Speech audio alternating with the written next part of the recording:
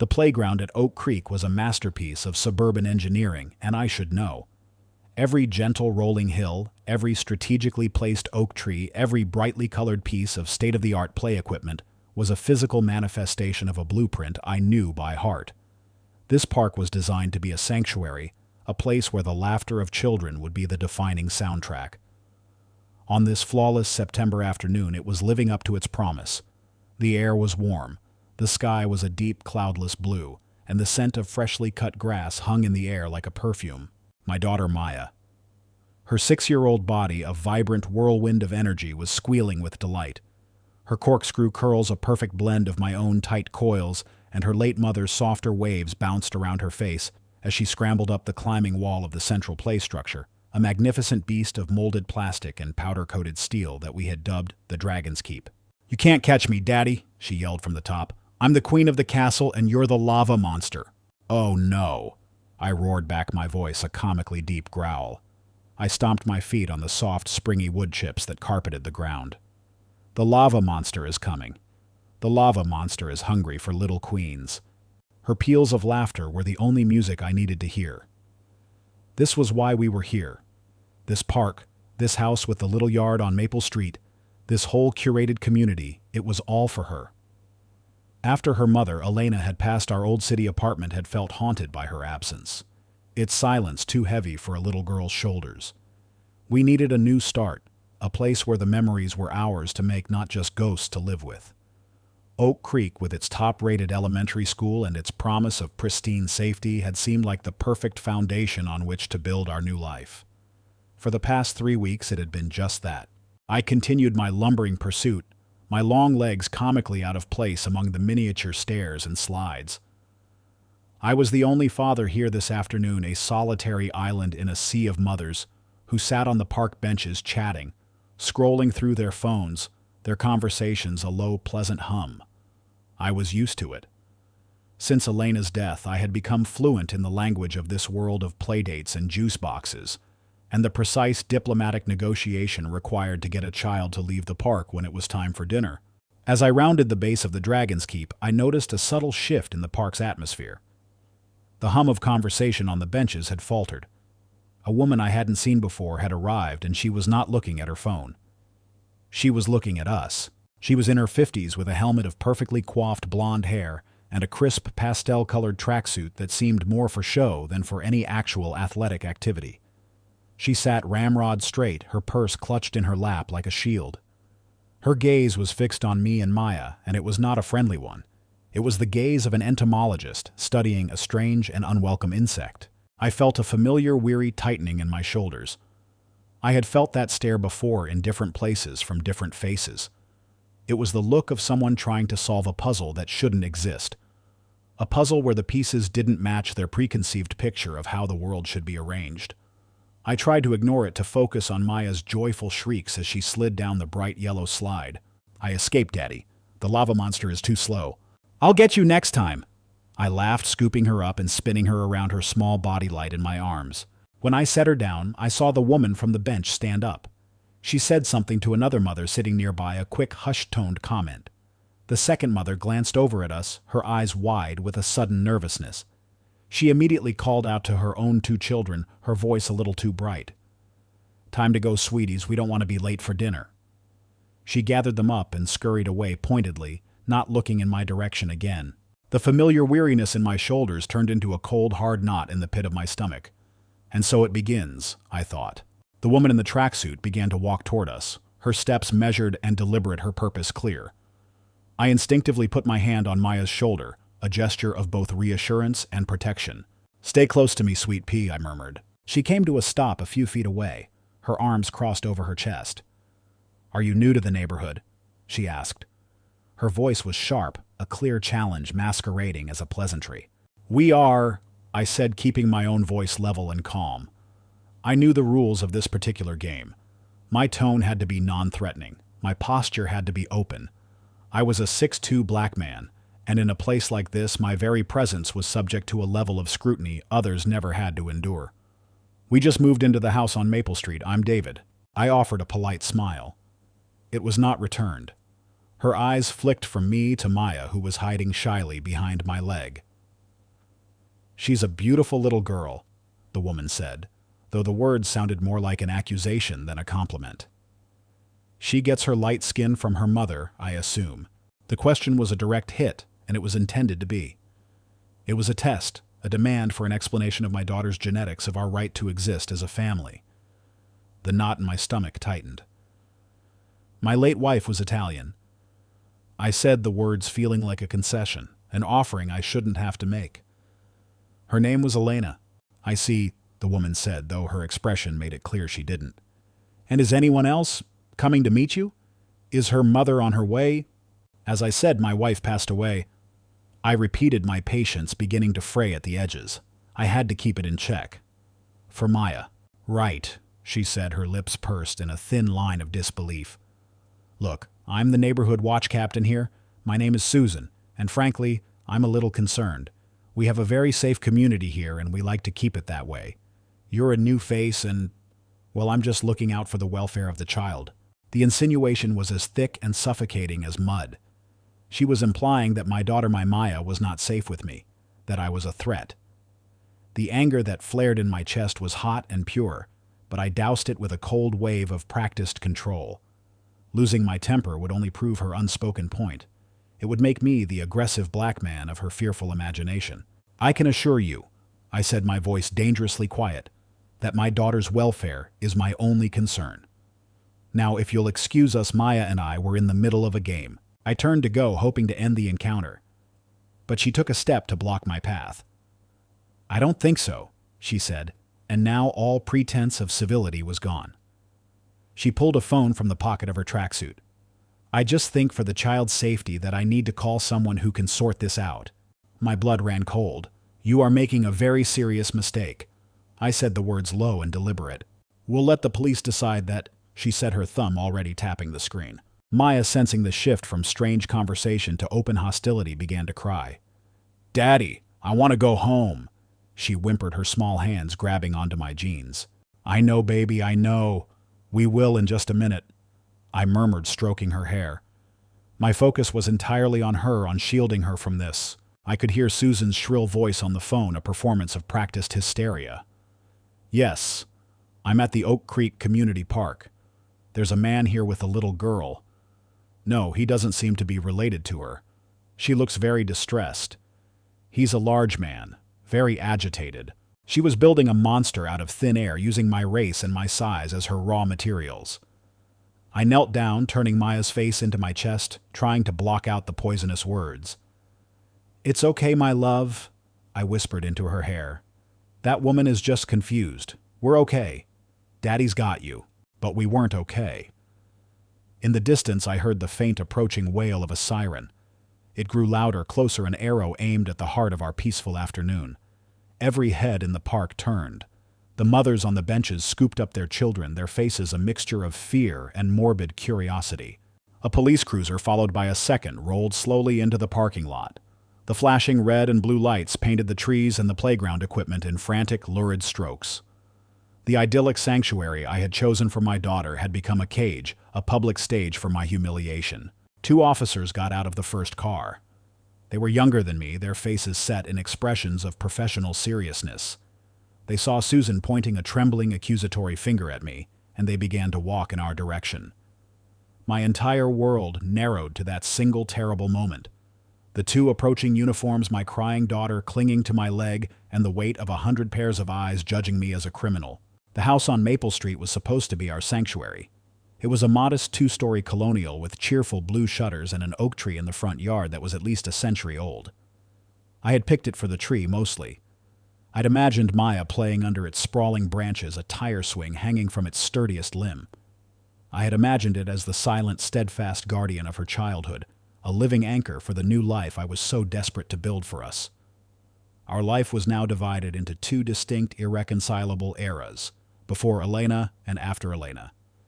This house, this neighborhood, was meant to be the first chapter of the after. The before was a world of vibrant, beautiful chaos. Elena was an artist, and she treated our lives as her grandest canvas. Our old apartment in the city had been her studio, her gallery, and her home. It smelled perpetually of turpentine and linseed oil, and there were faint smudges of cerulean blue and cadmium yellow on nearly every surface, including occasionally the cat. Where I saw the world in blueprints and straight lines and the rigid logic of load-bearing walls and structural integrity, Elena saw it in light and shadow, in texture and emotion. She was the color to my grayscale, the wild, beautiful poetry to my prose. I remembered the day we found out she was pregnant with Maya. I had come home from the firm to find her not painting, but sitting cross-legged on the floor, surrounded by a dozen different swatches of pink and yellow paint. She had a look of such intense, fierce concentration on her face. "I can't get the color right," she'd said, looking up at me, her brow furrowed. "It needs to be the color of pure, uncomplicated joy, for her room." She already knew it would be a girl. She felt it, she said, in the way the light had changed. That was Elena. She felt the world in colors I could only ever hope to understand. Her illness came on with the stealth of a thief in the night. One day she was complaining of headaches, the next she was in a hospital bed surrounded by the quiet, ominous beeping of machines. An aggressive, inoperable tumor. The words were clinical sterile, but they were the most brutally effective wrecking ball I had ever witnessed. They demolished our world in an instant. For 6 months I transitioned from husband to caregiver. I learned the language of oncology, of dosages and prognoses. I held her hand as the vibrant colors of her spirit faded slowly at first, then all at once leaving behind a world of muted, unbearable gray. She was 34 years old. The after began in the suffocating silence of that apartment. Maya was 4, and she didn't understand death. She only understood absence. She would stand in the doorway of the studio where the canvases were now draped in white sheets and ask when Mommy was coming home to finish her paintings. Each question was a fresh stab in a wound that refused to heal. The apartment wasn't a home anymore. It was a museum of a life that was over. Every smudge of paint, every half-finished canvas, every book left open on the nightstand was a ghost. I realized with a clarity that was both terrifying and liberating that we couldn't build a new life on top of the ruins of the old one. We needed a blank page, and so the search began. My work as an architect had given me a unique opportunity. For the past 3 years, my firm had been the lead on the Oak Creek development project. I wasn't just a junior partner. I was the lead designer. I had walked this land when it was nothing but rolling hills and farmland. I had laid out the streets, designed the flow of the community, and even had a hand in the specific model of the houses themselves. I knew every curve of the sidewalk, every specification of the playground equipment, every species of tree the landscapers had been contracted to plant. I had designed Oak Creek to be the antidote to the cold anonymity of the city. It was engineered for community, for safety, for the kind of idyllic childhood I wanted for Maya. The elementary school at its heart was a blue ribbon school, one of the best in the state. The houses had yards, the streets had bike lanes, and the community clubhouse had a pool. It was the physical embodiment of the suburban dream. I had poured all my professional ideals into its creation. I believed in it. The irony was not lost on me. I had designed this entire neighborhood, this sanctuary, and now I was buying my way into it like any other customer, hoping it would live up to its own brochure. We closed on the house on Maple Street under the shade of the old oak tree, and for the first time in 2 years, I felt a flicker of hope. The first 3 weeks were a confirmation of that hope. They were a blur of unpacking boxes, of figuring out which light switch operated, which light of discovering the quirks of an old house. We made progress in small, meaningful ways. I spent a whole weekend learning how to do Maya's hair, my large, clumsy fingers fumbling with the intricate twists and coils. I sat through countless online tutorials, my architectural mind trying to grasp the structural mechanics of a perfect braid-out. The first few attempts were disastrous, but eventually I got it. Seeing Maya run off to her first day of school, her hair neat and adorned with the colorful beads she'd picked out, was a victory more satisfying than any award-winning building design. We established new routines. Every night we would read 2 books. She would choose one, I would choose one. Her choices were always about magical dragons or talking animals. My choices were stories that featured heroines who were smart, and brave stories where Elena's spirit felt close. Then I would tuck her in check for lava monsters under the bed and leave her nightlight on a small glowing spaceship that projected stars onto her ceiling. On Fridays we had Mommy Night.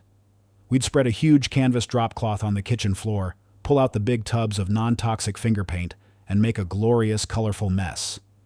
I was no artist, but I would let Maya paint my face, and we would laugh until our sides hurt. It was my way of making sure the ghost in the studio wasn't a sad one. It was a way of keeping Elena's vibrant, joyful spirit alive for her daughter. We were building a life. It was quiet and it was small, but it was ours. The house on Maple Street was slowly starting to feel like a home.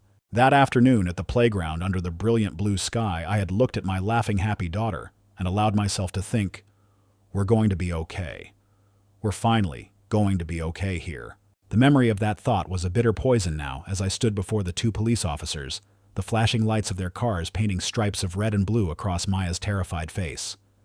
The sanctuary I had so carefully designed and chosen had shown its teeth. The community I believed in had judged me at a glance and found me guilty. And I knew with a certainty that chilled me to the bone that the walls I had spent my career designing were nothing compared to the ones I would now have to tear down. The two officers who approached us moved with a practiced, deliberate slowness. It was a walk designed to project calm authority while assessing every variable of a volatile situation. To the other parents in the park, it probably looked like a routine procedure. To me, it felt like the deliberate, heavy tread of doom. My mind, trained to analyze systems and structures, immediately began deconstructing the scene, calculating the risks. One officer was older, probably in his late 40s, with a thick mustache and a weary set of lines etched around his eyes. He looked like a man who had seen everything the suburbs could throw at him and was perpetually unimpressed. His hand wasn't on his weapon, but rested casually on his belt, nearby, a posture of relaxed readiness. The other officer was much younger, barely in his mid-20s, with a sharp jawline and an even sharper, more intense gaze. His posture was rigid, his hand hovering closer to his sidearm. He was the variable. He was the one whose inexperience could make this situation escalate. I shifted my body slightly, positioning myself more fully between them and my daughter. Maya was whimpering into my leg, her small hands balled into fists, clutching the denim of my jeans. My primary function was no longer to be a father playing a game, but to be a shield. My every instinct screamed to snatch her up, to run, to get her away from the flashing lights and the hard, questioning eyes. But I knew that was the single worst thing I could do. Any sudden movement, any sign of what they might perceive as aggression, could turn this from a humiliating misunderstanding into a tragedy. So I remained kneeling on one knee, my hand stroking Maya's hair, my body a statue of forced calm. "Good afternoon, officers." I said, my voice low and even. I pitched it to be heard by them, but not to carry across the playground. "Is there a problem?" The older officer, whose name tag read Miller, stopped about 10 feet away. The younger one, Davis, flanked him to the right. It was Miller who spoke. "Sir, we received a call about a possible disturbance, a disagreement." He didn't look at me when he said it. He looked at Susan, who was standing a short distance away. Her arms crossed her face, a mask of self-righteous vindication. "There's no disturbance, officer," I said, still maintaining that unnatural calm. "I was playing with my daughter. This woman," I nodded towards Susan, "began questioning me. She seemed to be confused." "He was yelling," Susan interjected, her voice shrill. "He became very agitated when I questioned him. The little girl started crying. I was worried for her safety." It was a masterful lie, a twisting of reality so complete it almost made me dizzy. I had not yelled. I had been the picture of restraint. Maya had only started crying when Susan herself had pulled out her phone and started her hysterical performance. "That's not true," I said, looking directly at Officer Miller. "I never raised my voice. My daughter is scared because of this." I gestured to the scene, the police cars, the watching neighbors, the woman making accusations. Miller's gaze shifted from Susan to me, then down to Maya, who was peering out from behind my leg. His expression didn't change, but I saw a flicker of something in his eyes. It was the tired recognition of a man who has to sort through the petty cruelties and invented dramas of strangers for a living. "Sir, I'm going to need you to stand up slowly and place your hands where I can see them," Officer Davis said. His voice was tight, high-strung. He was following a procedure, a script he had learned in the academy for dealing with a potential suspect. "Officer, that is not necessary," I said, my own voice hardening despite myself. "I am just trying to calm my child down." "It's procedure, sir," Davis insisted. "Davis." Miller said, his voice a low rumble. He didn't take his eyes off me. "Let's just talk to the man." He then addressed me. "Sir, what's your name?" David Miller." "Okay, David," he said, and the use of my first name was a small calculated step toward de-escalation. "And what's the little girl's name?" "Her name is Maya. She's my daughter." Susan let out a derisive snort from the sidelines. "That's what he says." Miller shot her a look so sharp and cold it actually made her take a step back. He turned back to me. "Okay, David. I understand this is upsetting, but we have to check this out. Do you have any identification on you?" The humiliation was a physical thing, a hot flush that spread from my chest up to my neck. In my entire professional life presenting architectural plans to billionaire developers and city planning committees, I had never felt so powerless. Now, in a park I had designed, I was being asked to prove my own identity, to justify my own existence next to a slide and a set of swings. "Yes, of course," I said. "It's in my back pocket. I'm going to reach for it now." Very slowly. I narrated my every move just as I knew I was supposed to. My hand went to my back pocket, retrieved my wallet, and brought it out, holding it between my thumb and forefinger. I opened it and produced my driver's license, holding it out for them to see. Officer Davis stepped forward and took it, his eyes flicking back and forth between the picture and my face. He took it back to his partner. They murmured something to each other. "Okay, Mr. Miller," Officer Miller said, handing my license back. "Now I know this is difficult, but do you have anything that can show us that Maya is your daughter? A school ID, a birth certificate?" This was the core of it. The ultimate degradation. The demand for proof of my own fatherhood. The world seemed to fade to a dull roar in my ears. All I could see was Maya's face looking up at me, her big brown eyes swimming with confusion and fear. She didn't understand the words, but she understood the tone. She understood that these men, these strangers in uniforms, were questioning her world, questioning the safety of my arms. "Yes," I said, my throat tight. "I have a copy of her birth certificate on my phone. Can we see it, please?" I pulled my phone from my front pocket again with an exaggerated slowness. My hands felt clumsy, my fingers like sausages. I unlocked the screen and navigated to my photo gallery, my thumb scrolling past pictures that felt like they were from another life. There was Maya on her first day of school just last week, her backpack almost as big as she was. There was a picture of the three of us, me, Maya, and Elena, at the beach 2 summers ago. My wife's smile radiant, a painful, beautiful ghost on my screen. I scrolled past holidays and birthdays, a digital timeline of my love and my life, searching for the sterile, bureaucratic document I now needed to legitimize it all. I found it in a folder labeled Important Documents.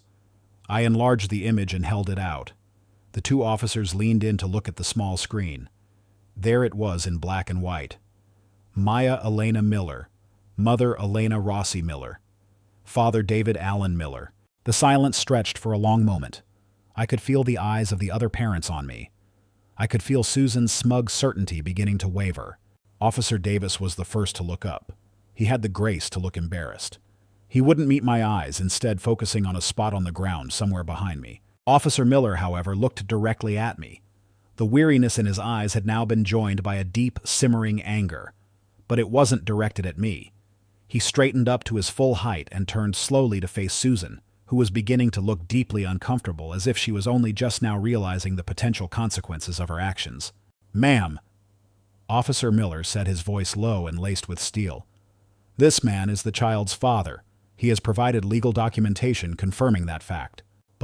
But he was yelling. She stammered, her conviction failing her. And she was crying. She was crying because a stranger was making accusations against her father in a public park. Miller cut her off, his patience gone. "We came here based on your call. We have determined that the situation is exactly as Mr. Miller described it. He was a father playing with his daughter." He took a step toward her. "Ma'am, making a false report to 911 is a serious offense. It wastes valuable time and resources, and it can put innocent people in very dangerous situations. I trust we won't have to have another conversation about this." Susan's face, which had been flushed with self-righteousness, was now a pale, chalky white. She looked from the officer to me, then back again, and for the first time I saw fear in her eyes. She gave a small, jerky nod, turned, and scurried away without another word. Officer Miller turned back to me. "Mr. Miller," he said, his voice returning to a professional, if tired, tone.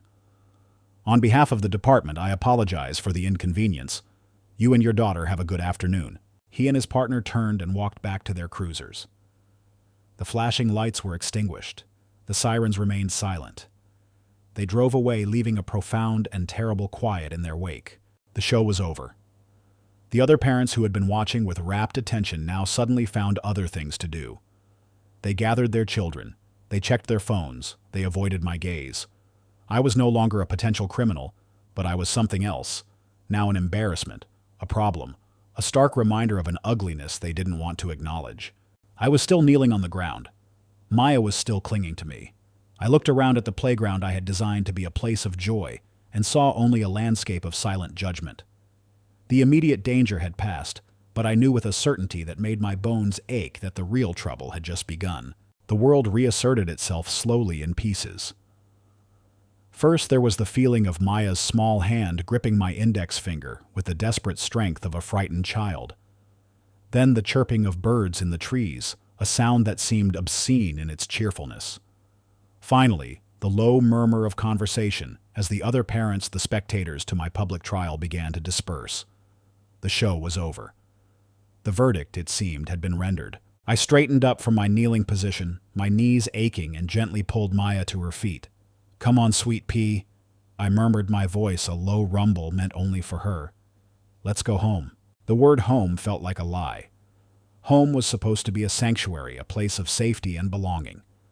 The house on Maple Street, which we had left only an hour before with such light hearts, now felt like the scene of a future crime, a place we had to return to, but not a place we could truly retreat. Our walk from the park was the longest 3 blocks of my life.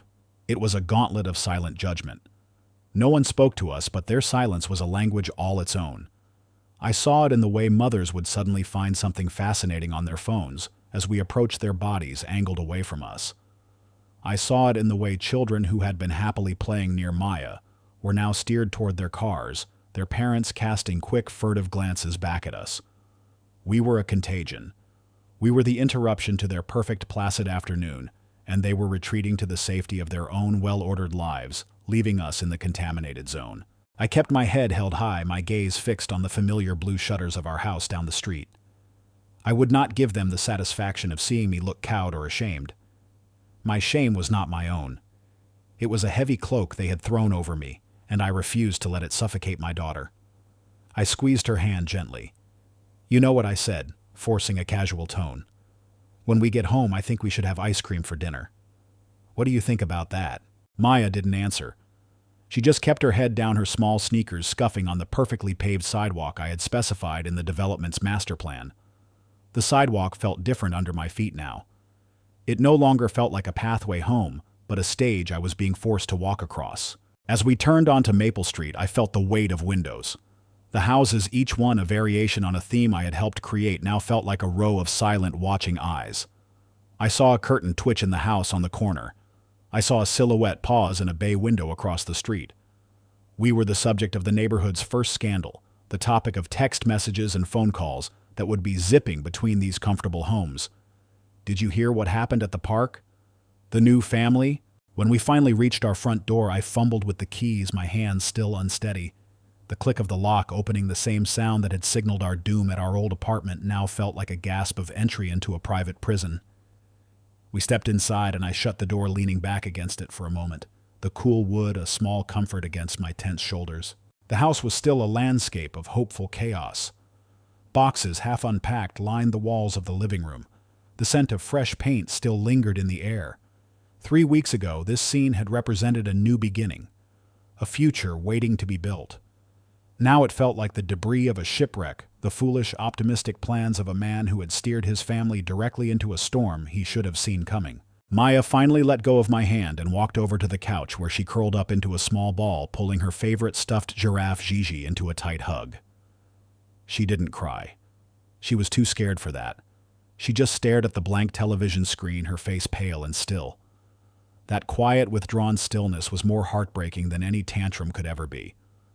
The woman at the park had accused me of frightening my child, and now through her actions she had made her lie a reality. I needed to fix it.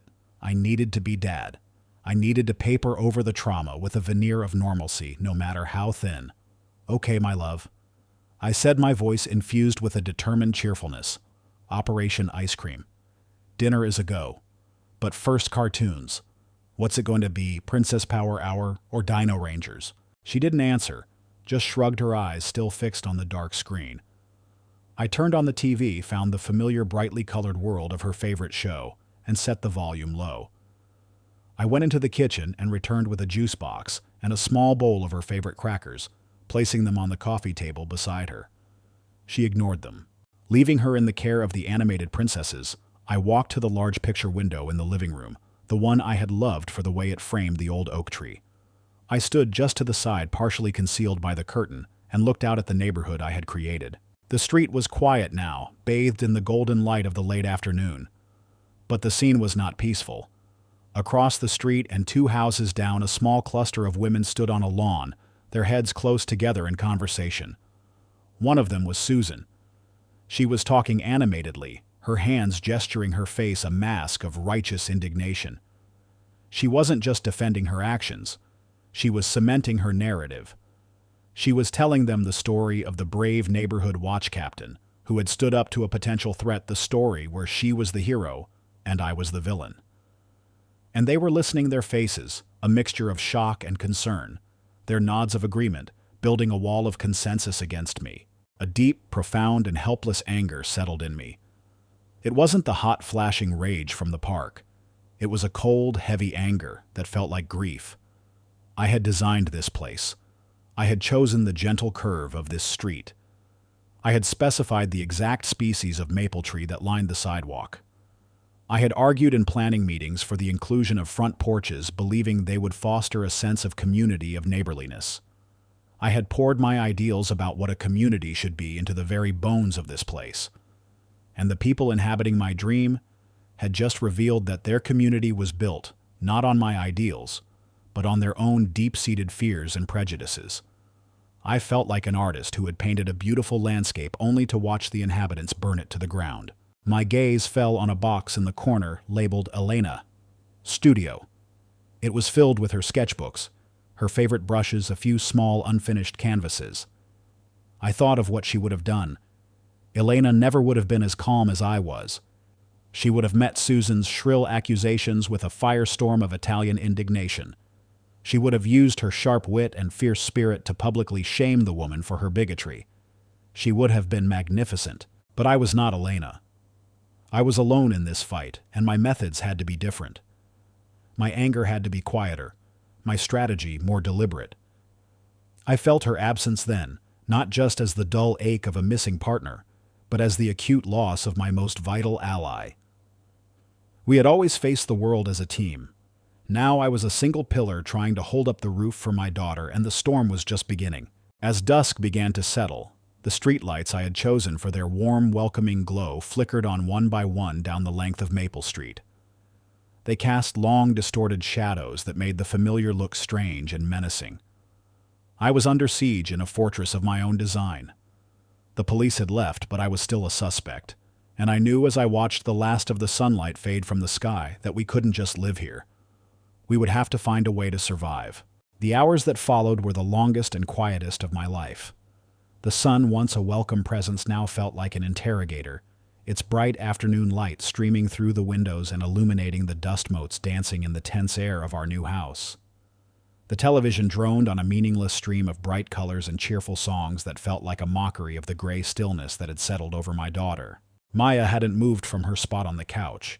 She was curled around Gigi the giraffe, her thumb, a habit she'd mostly given up, stuck firmly in her mouth.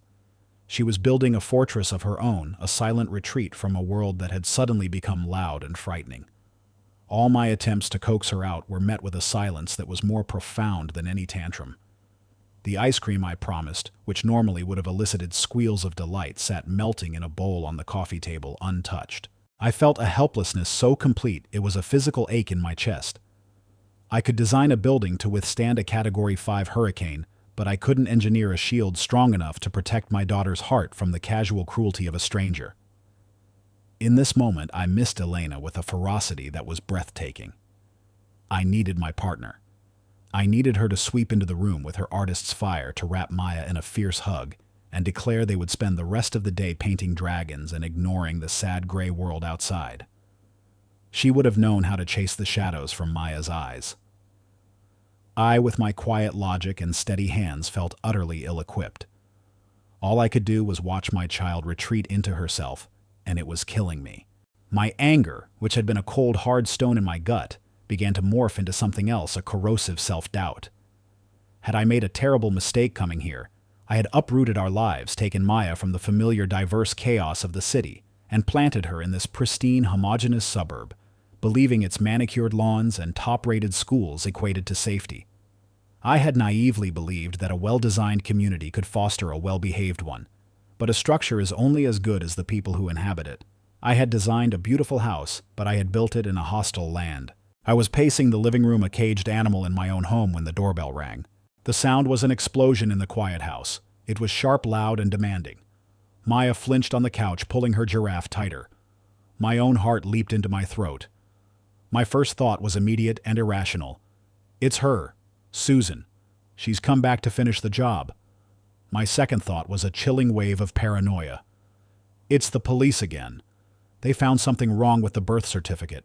They've come to take her away. It was insane, I knew, but the events of the last few hours had untethered me from logic. I crept to the door like a thief, my eye pressed to the peephole. The man on my porch was not a police officer. He was a portly man in his late 50s, dressed in khaki shorts, a bright pink polo shirt stretched taut over his belly, and a pair of blindingly white sneakers. He had a round, cheerful face and was holding a brightly colored flyer. He looked like the physical embodiment of a suburban dad at a barbecue. He looked utterly harmless, which somehow made me even more suspicious. I took a deep breath, ordering my heart to return to its proper place in my chest. I couldn't hide. This was my home. I had to answer the door. I smoothed down my t-shirt, composed my face into a mask of neutral politeness, and opened the door. "Hi there," the man boomed, a wide, genuine smile spreading across his face. "David Miller." "Yes," I said, my voice cautious. "Bob Henderson, HOA president," he announced, sticking out a beefy hand. I shook it automatically. His grip was firm and enthusiastic. "Just wanted to stop by personally and welcome you and your family to Oak Creek. We are so thrilled to have you." The cognitive dissonance was staggering. Here was the official representative of the community offering a hearty welcome just 3 hours after that same community had silently convicted me of kidnapping. His cheerfulness was so complete, so oblivious, that it was clear the news of the incident at the park had not yet reached him. "Thank you," I said, the words feeling foreign in my mouth. "Sorry. It took me a few weeks to get over here." He barreled on, completely missing my reserved tone. "Been a busy month. But listen, the timing is perfect. We're having our annual end-of-summer welcome BBQ tonight, down at the clubhouse by the pool. Starts at 6. It's a great chance to meet all your neighbors. We're a very tight-knit community here, very family-oriented." He pushed the brightly colored flyer into my hand. It depicted cartoon hot dogs and smiling suns. "Oak Creek HOA welcomes our newest neighbors, food, fun, and friendship." The words seemed to swim before my eyes. Friendship, welcome, community. They felt like words from a language I no longer spoke. "It's very casual," Bob continued. "Burgers, hot dogs, the works. The kids always have a blast at the pool. You and the wife and your little one should definitely come down. We'd love to properly introduce you around." "My wife passed away," I said, my voice flat. Bob's cheerful demeanor faltered for the first time. "Oh," he said, his face falling. "Oh my goodness. I am so sorry. I didn't know." "It's all right," I said. "It was a couple of years ago." "Still," he said, looking genuinely chagrined. "My deepest condolences." "Well, all the more reason for you and your little girl to come. Get out, meet some folks. Can't be easy doing it on your own." He gave me another hearty, sympathetic smile, clapped me on the shoulder, and told me he hoped to see us there. Then he was gone, striding down the sidewalk to his next welcoming mission. I closed the door and stood there, leaning against it, the flimsy paper of the flyer crinkling in my hand. My first overwhelming instinct was to throw it in the trash. The idea of voluntarily walking into a party, filled with the people who had stared at me with such cold judgment, felt like a form of self-flagellation. I wanted to lock the doors, draw the curtains, and hide with my daughter until the memory of this day faded. We could order a pizza. We could watch movies. We could pretend the outside world with all its ugly assumptions didn't exist. But as I looked at Maya still huddled on the couch, I knew that wasn't an option. Hiding would be an admission of guilt. It would validate every whisper, every suspicious glance. It would let Susan's poisonous narrative become the official, unchallenged history of our arrival. The story would become, "Did you hear about that new man on Maple Street caused a huge scene at the park, and now he won't even show his face? There must be something wrong there." If I hid, I would be teaching Maya to be ashamed. I would be teaching her that when the world is cruel and unjust, the correct response is to retreat. And I would not do that. Elena would never have done that. I thought of my role in this place. I was not just another resident. I was the architect. I had a deeper claim to this community than any of them. I had imagined these streets and homes into existence. I would not be run out of my own creation by ignorance and fear. I had to go. We had to go. We had to walk into that lion's den and show them that we were not afraid, that we had nothing to hide, and that we belonged here as much as any of them. It would be one of the hardest things I had ever done. I walked over to the couch and sat down beside my daughter, the flyer still in my hand. I smoothed her curls back from her forehead. "Hey, sweet pea," I said softly. "How would you feel about going to a party tonight? I hear they have hot dogs. And a swimming pool." She looked up at me, her brown eyes still shadowed and uncertain. But at the mention of a pool, a tiny flicker of her old light returned. "A real party," she whispered. "A real party," I confirmed, my voice full of a confidence I did not feel. "Now come on, let's go pick out something to wear." Preparing to go to the neighborhood barbecue felt like preparing for battle. Every choice was strategic. Every action weighed for its potential interpretation by a hostile audience. For myself, I chose a simple navy blue polo shirt, a collar to denote respectability, a soft cotton to suggest a friendly demeanor. I paired it with clean, dark-wash jeans, not too formal, not too casual. I was consciously assembling a costume of non-threat. It was a uniform designed to blend in, to be as unremarkable as possible, a sartorial plea to be seen as just another dad. The bitter irony was that in a place like Oak Creek, my skin color made me inherently remarkable, and no polo shirt could ever change that. For Maya, the process was different. For her, it needed to feel like a genuine party. Her excitement was my shield, her happiness, my armor. I feigned a festive mood I was far from feeling, laying out two of her favorite dresses on her bed for her to choose from. "Which one says I'm ready for hot dogs and a cannonball contest?" I asked, my voice a booming parody of a game show host. She chose the yellow one, a sundress covered in smiling daisies that Elena had bought for her last summer. It was a splash of pure, unadulterated joy. As I carefully braided her hair, my fingers working with a practiced gentleness, I could feel some of the tension in her small shoulders beginning to ease. She was buying into the performance. She was starting to believe this was a real party, not a social execution. The thought that I had to protect her from the truth with this elaborate charade filled me with a quiet, burning rage. The walk to the clubhouse was a short one, just 2 blocks down the gently curving street I had designed. The sun was beginning its slow descent, painting the sky in soft hues of orange and pink. It was a beautiful evening. Other families were also making their way toward the clubhouse, their laughter and excited chatter drifting on the warm air. They walked in small, comfortable groups, their children skipping ahead. When they saw us, the dynamic would shift. A group of 4 approaching us would suddenly find the grass on the other side of the street fascinating, altering their course with an unnatural casualness. A couple pushing a stroller would see us coming, and the husband would murmur something to his wife, and their easy conversation would die on their lips until we had passed. They didn't gawk. They didn't point. They just erased us. We were a ghost in their peripheral vision, a presence to be navigated around but not acknowledged. With every step, I felt the invisible walls of the community closing in around us. "Why is everyone so quiet?" Daddy Maya asked, her small hand gripping mine. "They're just saving their energy for the party, sweet pea." I lied, my smile feeling stiff and brittle. "It's going to be a big one." We arrived at the clubhouse. The source of the festive noise was a large, stone-paved patio area surrounding a sparkling blue pool. Strings of paper lanterns were draped between the trees, casting a warm, inviting glow. The air was thick with the smell of sizzling hamburgers and chlorine. Dozens of people were mingling, their voices a loud, happy hum. It was the perfect picture of the community ideal I had tried to capture in my architectural renderings. We stood at the edge of the patio for a moment, two silent figures on the fringe of the celebration. Then I took a deep breath, squeezed Maya's hand, and we walked in. It was like stepping through an invisible curtain. The conversations closest to us didn't stop entirely, but they faltered. The volume dipped. I felt the shift as dozens of eyes registered our presence.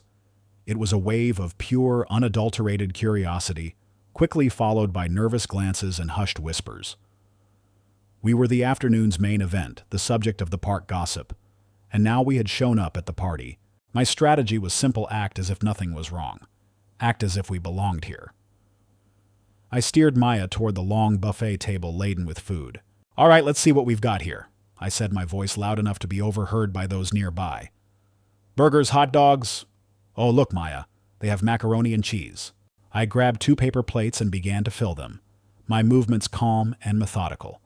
I was intensely aware of the space around me, of the way people would step back to give us a wider berth than necessary, of the way a nearby conversation about lawn care would abruptly end as we passed. We were an island, and the sea of the party was parting around us. After we had our food, the real challenge began: finding a place to sit. The patio was filled with round tables, all of them occupied by laughing, talking groups. There were empty chairs at many of them, but no one made a gesture to invite us over. No one caught my eye and offered a welcoming smile. We were left to drift through the crowd, our plates of food a clear sign of our unanchored status. Finally, I spotted a small 2-person bistro table in a far corner, partially hidden behind a large potted palm. It was clearly the least desirable spot, but to me it looked like a sanctuary. "There we go," I said to Maya. "Our own private table, VIP section." She seemed happy enough. She was focused on her hot dog, swinging her legs beneath her chair. For a few minutes, I could almost pretend we were just a father and daughter enjoying a nice evening. I tried to engage her to keep her in our small bubble. I pointed out the kids splashing in the pool, asked her if she wanted to go for a swim later. She nodded, her mouth full. A small boy, younger than Maya, toddled away from a nearby table and approached ours, his eyes wide with curiosity. "Hi," he said simply to Maya. "Hi," Maya replied, a shy smile on her face. The boy's mother, who had been engrossed in a conversation, suddenly noticed where he had wandered. A look of sheer panic crossed her face. "Trevor, no," she yelped, rushing over and scooping him up. "Don't bother them, honey. Come back to mommy." She shot me a quick, apologetic, and deeply terrified look before scurrying back to her own table, clutching her son as if she had just rescued him from a fire. The small rejection was like a slap in the face. It was so swift, so absolute. I saw the smile fade from Maya's face, replaced by a familiar look of confusion. "Why did he have to go, Daddy?" "His mommy said it was his bedtime sweet pea." I lied again, the falsehoods piling up, each one a small betrayal of the trust she had in me. My gaze drifted across the patio, and that's when I saw her. Susan. She wasn't hiding. She was thriving. She was the center of a small, wrapped circle of women near the drink station. She held a plastic cup of wine in her hand and was speaking in low, serious tones, her expression a mask of grave importance. I couldn't hear her words, but I didn't need to. I knew exactly what she was doing. She was recounting her version of the afternoon, polishing her story, casting herself as the vigilant protector of the community's children. She was solidifying her position, ensuring that her narrative became the accepted truth, before I had a chance to say a single word. She must have felt my stare, because she looked up and her eyes met mine from across the crowded patio. There was no shame in her gaze. There was no apology. There was only a cold, hard glint of defiance, a doubling down on her own righteousness. She held my gaze for a long moment, a silent battle being fought between the potted palms and the tiki torches. I could have looked away, could have given her the victory of my retreat. But I didn't. I held her stare, my own expression, unreadable, calm, and steady. I let her see that she had not intimidated me, that she had not broken me. After a long, charged moment, it was she who looked away, first turning back to her audience with a dismissive toss of her head. I turned my attention back to Maya, my heart pounding with a cold, controlled anger. I had made my point, a small, silent act of resistance. But the larger reality remained. We were here at the heart of the party, and we had never been more alone. I looked at my daughter, who was now quietly pushing macaroni around her plate with her fork, and I felt a surge of doubt.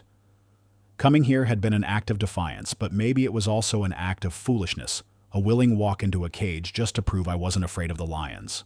The party swirled around our small, isolated table like a river around a stone. The sun had fully set, and the darkness was held at bay by the cheerful bobbing glow of paper lanterns and the dramatic flickering flames of tiki torches placed around the patio's perimeter. The air, which had been full of the sounds of children's daytime play, was now dominated by the louder, more unrestrained laughter of adults, the clinking of glasses, and the generic thump of a pop music playlist from a pair of large speakers.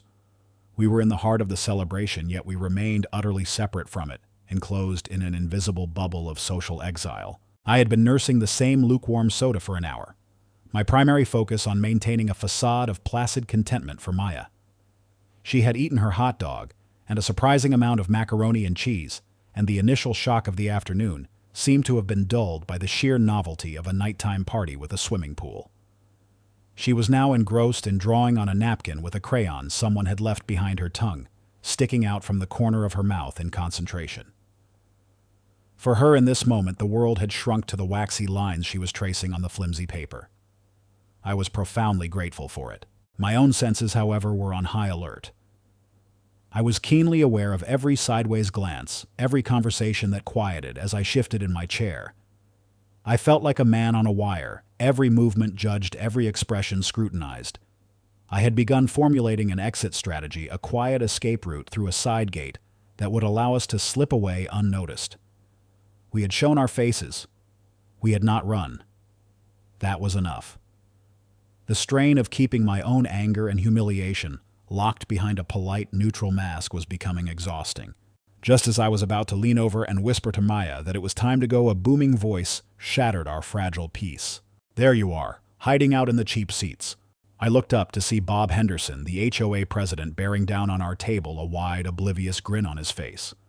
He was holding 2 plastic cups of what looked like beer, and his pink polo shirt was now adorned with a small mustard stain. "Figured I'd find you back here," he said, pulling up a chair and setting himself down at our small table without an invitation. The space immediately felt cramped, invaded. "Not having a good time. You've been sitting here all night." "We're having a fine time," I said, the lie tasting like cardboard. "Just enjoying the atmosphere." "Nonsense," he declared. "The whole point of this thing is to mingle, to meet your neighbors. You can't do that from the corner. Come on, I want to introduce you to some people. The Harris family over there, they have a daughter Maya's age. And Tom from the finance committee, he's a great guy, loves to golf." He was a force of pure, unfiltered suburban bonhomie. He was so completely wrapped up in his role as the master of ceremonies, the cheerful shepherd of his flock, that he was utterly blind to the social currents swirling around him. He didn't see the invisible wall that surrounded us. He saw an empty chair and a new neighbor who needed to be integrated.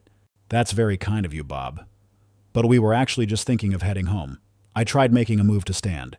"It's getting late for her." "Not yet, you're not," he insisted, placing a heavy, friendly hand on my shoulder, effectively pinning me in my seat. "You haven't even been properly welcomed yet. You're the man of the hour. Come on, humor me." He winked. "It's my one night a year to play the big shot." There was no polite way to refuse. He was an unstoppable force of well-intentioned cluelessness.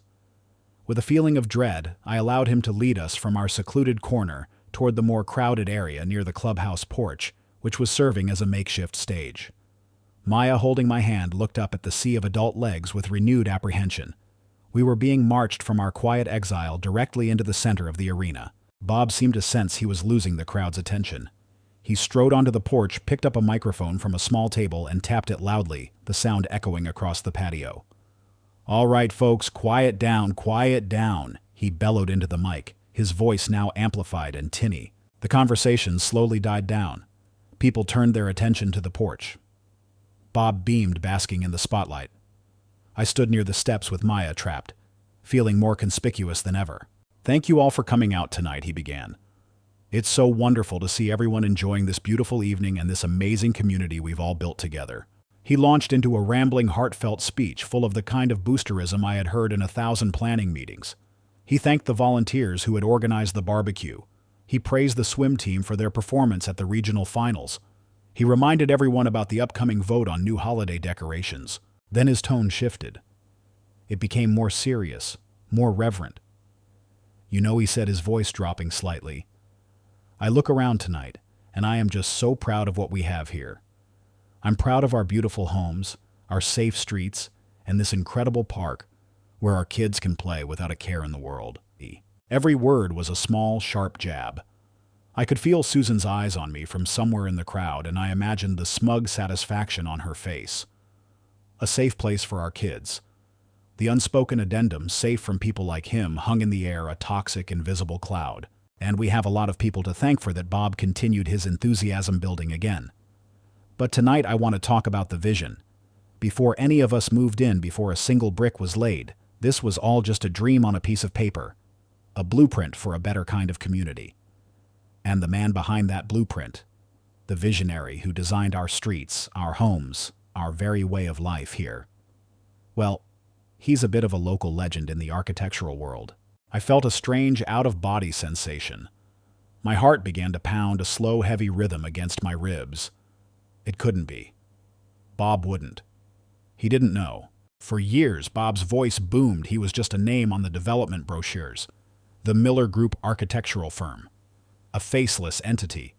But I found out recently that this man, this incredible talent, has done us the profound honor of not just building our community, but of choosing to live in it himself. He and his lovely daughter moved in just a few weeks ago. A murmur went through the crowd. People were looking around, confused, curious. My own blood had turned to ice water in my veins.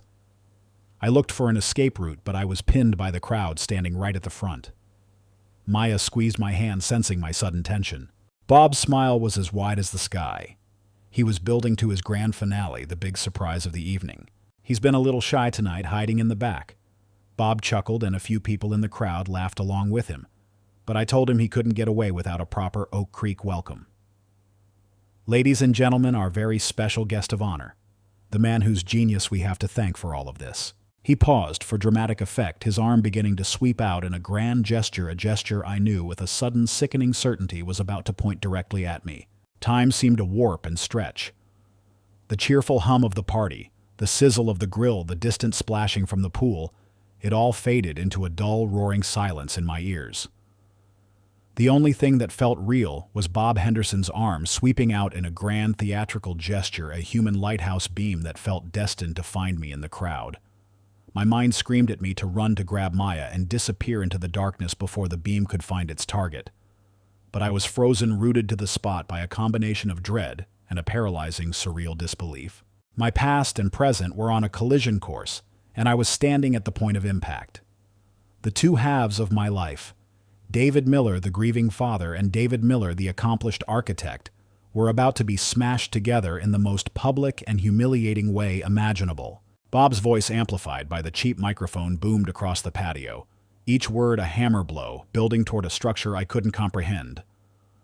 Our very special guest of honor, the man whose genius we have to thank for all of this. He was still smiling, a jovial, oblivious master of ceremonies, completely unaware that he was about to detonate a social bomb. He genuinely believed he was bestowing a great honor, a wonderful surprise that would delight his community. He had no idea he was actually presiding over an execution. His arm completed its arc and his pointing finger landed squarely on me. Please give a warm Oak Creek welcome to the lead architect and designer of our entire community, Mr. David Miller. My name echoed in the sudden, profound silence. For a split second, nothing happened. The community, this collection of strangers who had already tried and convicted me, simply stared. Their faces were a sea of blank confusion. They were trying to reconcile the two conflicting images, the suspicious, potentially dangerous outsider from the park and the lauded visionary creator of their suburban paradise. The two ideas could not coexist, and I could literally see the cognitive dissonance short-circuiting their brains as they looked from me to Bob and back to me again. A low murmur started at the back of the crowd and rippled forward. It was not the hostile whispering from before. It was a sound of pure, unadulterated shock. Jaws went slack. Plastic cups of beer were lowered.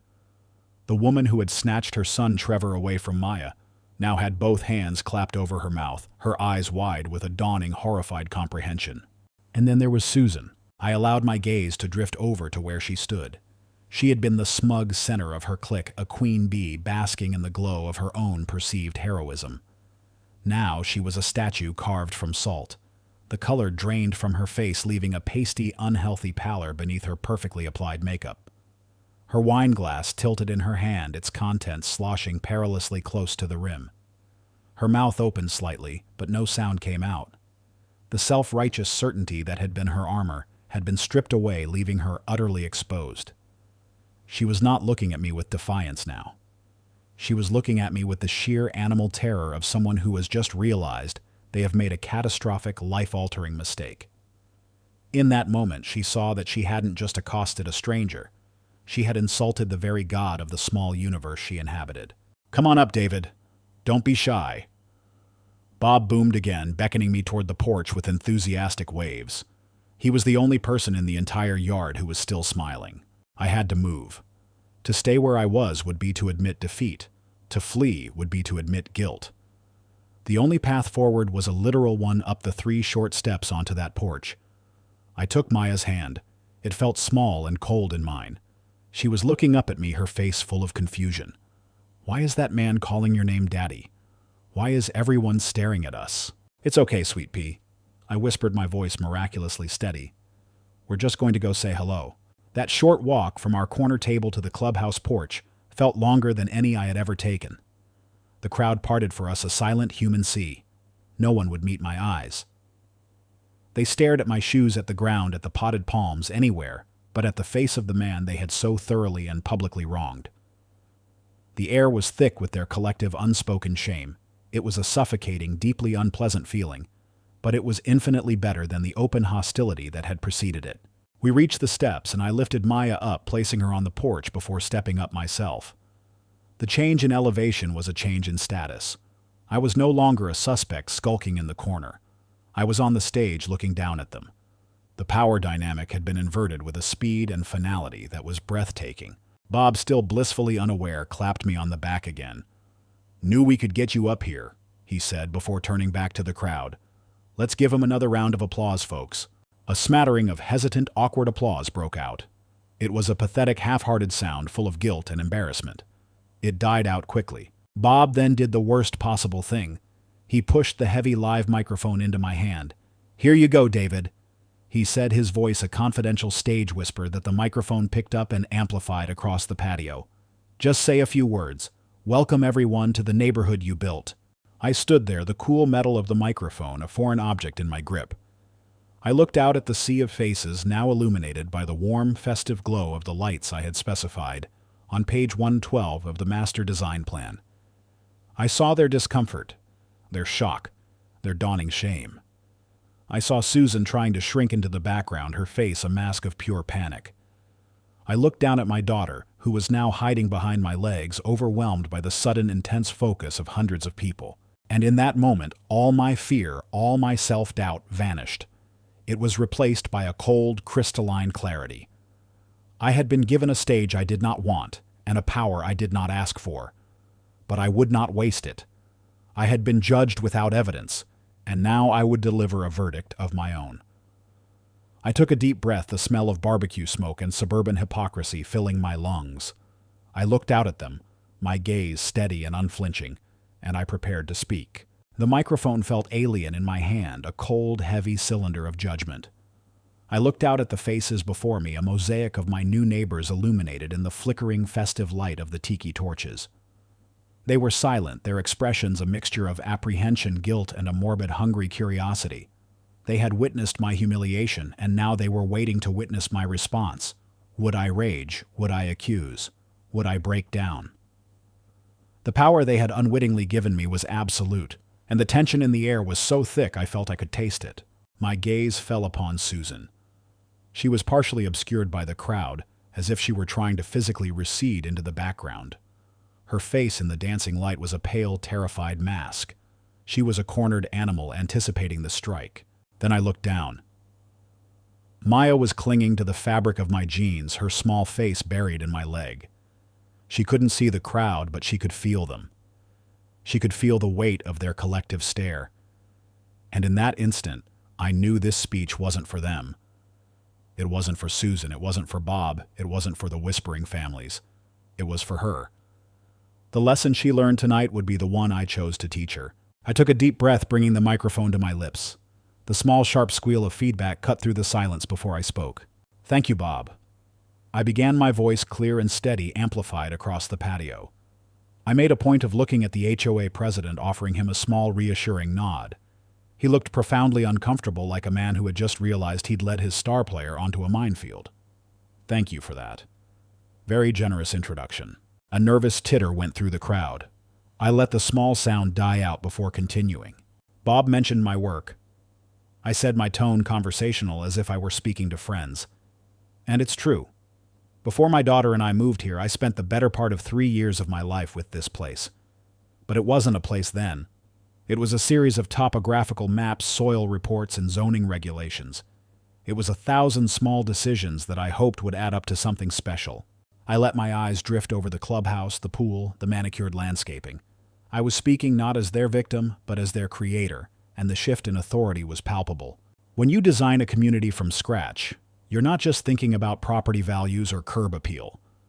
You're thinking about human behavior. You're thinking about how people live. The streets in Oak Creek, for instance, they have those gentle winding curves for a reason. It's to slow down traffic, to make a driver pay attention, to make the road feel like a shared space, not a racetrack. It's to make it safer for a little girl to learn how to ride her bike. I paused. People were listening intently now, their earlier discomfort replaced by a focused curiosity. The houses. I continued, gesturing vaguely toward the neighborhood beyond the clubhouse, are positioned on their lots to maximize the morning light in the kitchens and the evening light in the living rooms. The front porches aren't just decorative. They're intentionally built to be a bit closer to the sidewalk, just wide enough for 2 chairs. They were designed to encourage impromptu conversations, to make it easier to say hello to a neighbor walking their dog. I talked about the park. The playground equipment is clustered together with the benches arranged in a circle facing inward. That was a deliberate choice. It was designed to create a space where parents could watch their children collectively, where it would feel natural to strike up a conversation with the person next to you while your kids played together. I let the image hang in the air for a moment, the ideal of the park contrasting sharply with the reality of the afternoon. I obsessed over these details. I said, my voice becoming softer, more personal. Because my goal was never just to build a collection of houses. It was to build a framework for a community, a place where people would feel safe, where they would feel connected, where they would feel proud to live. I poured that hope into every line I drew on the blueprint. I took another breath. This was the pivot. But a community isn't a blueprint. It's not determined by the width of a sidewalk or the placement of a park bench. It's determined by the people who live within that framework. It's defined by the thousands of small choices we all make every single day. The choice to wave hello. The choice to offer a helping hand to a new neighbor struggling with their moving boxes. The choice to welcome a new face or to view it with suspicion. The crowd was utterly still. Even the splashing from the pool had stopped. Earlier today, I said, my voice remaining even, my gaze sweeping across the yard but not landing on any one person. My daughter and I had an unfortunate experience over there in the park. A misunderstanding. It arose from an assumption made about us based on what was seen rather than who we are. I felt Maya squeeze my leg, a small, involuntary reaction to the memory. I gently placed my free hand on her head, a silent reassurance. I know that every single person here moved to Oak Creek for the same reason I did: safety. We want a place where our children are safe. It is the most important, most fundamental human instinct. No one can be faulted for wanting that. I saw a few heads nod in the crowd. I had given them common ground.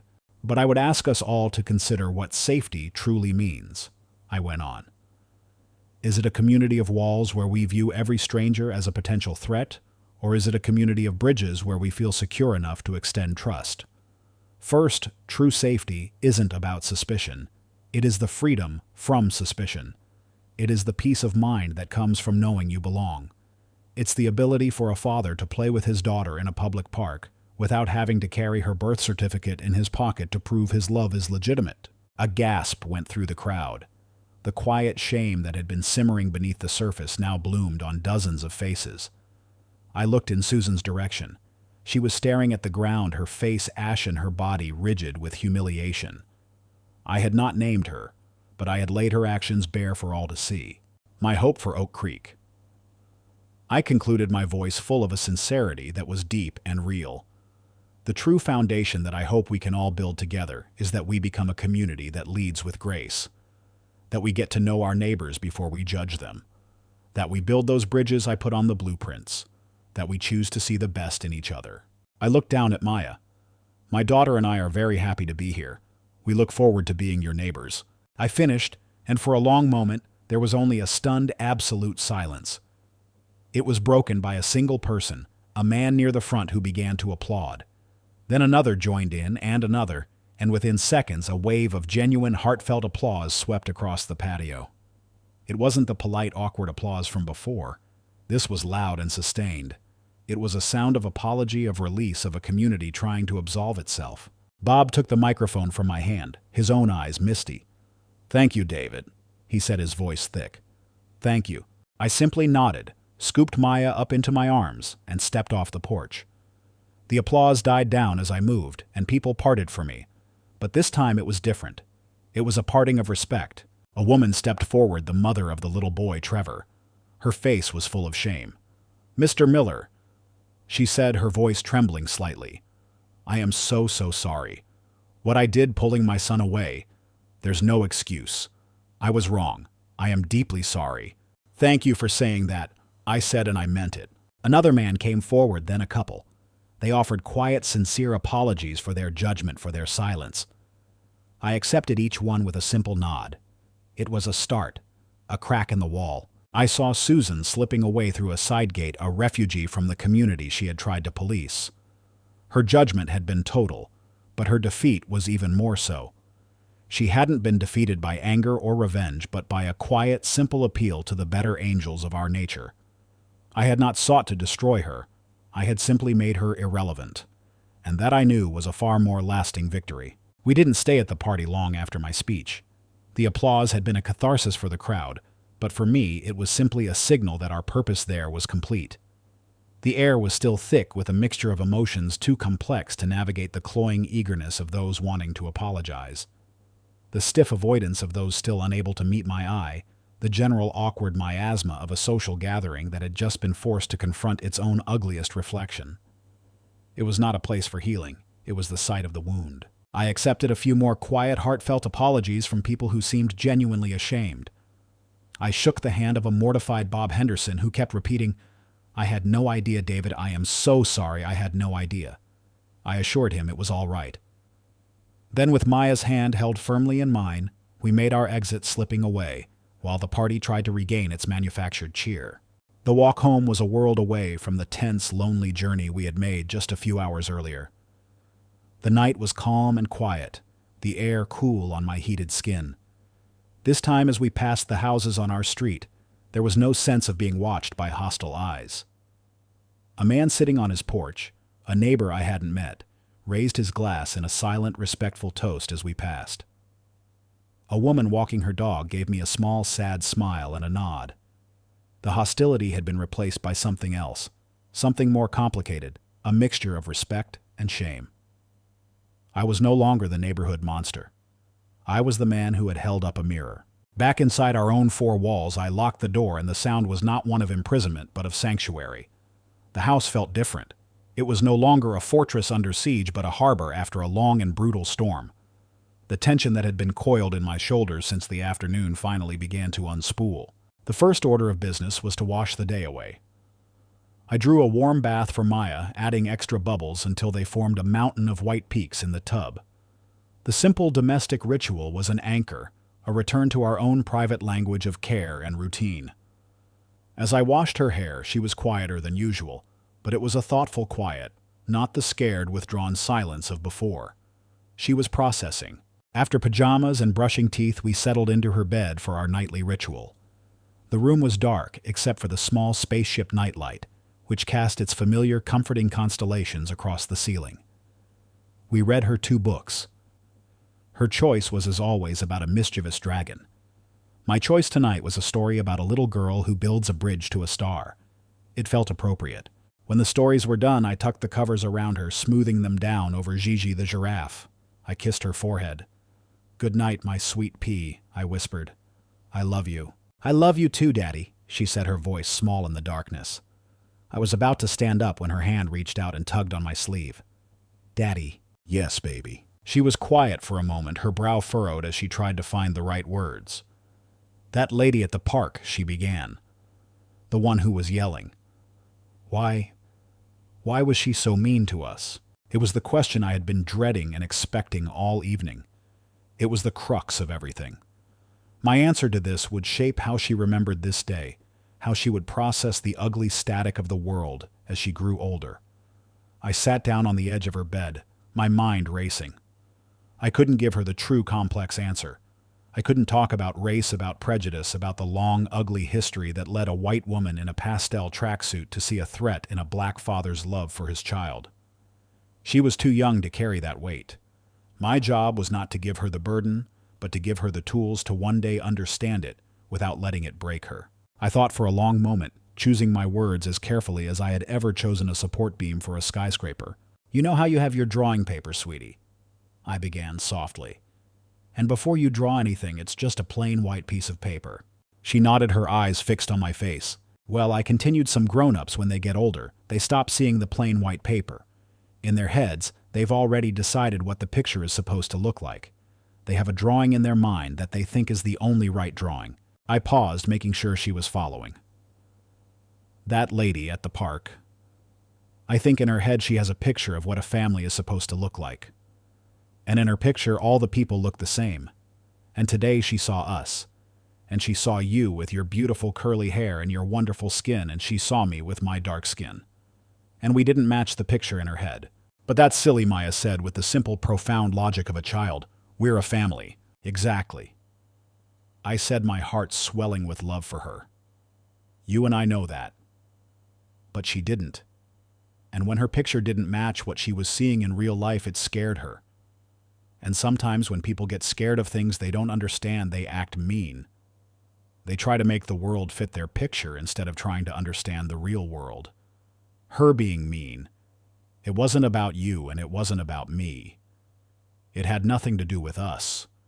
It was all about her and her silly, wrong picture.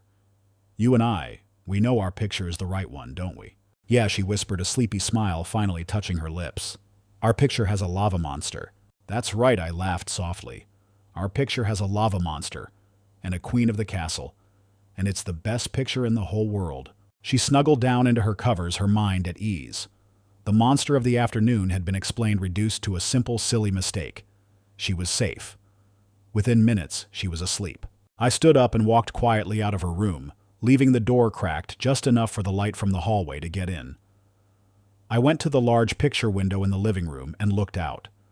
The streetlights cast a warm, steady glow on the quiet houses. My neighborhood. My design. I didn't feel triumph. I didn't feel anger anymore. I felt a deep, bone-weary sense of resolve. My idealistic vision of this place had been shattered. I now saw it for what it was, not a perfect, prepackaged community, but just a collection of flawed, complicated human beings capable of both ugly prejudice and profound shame.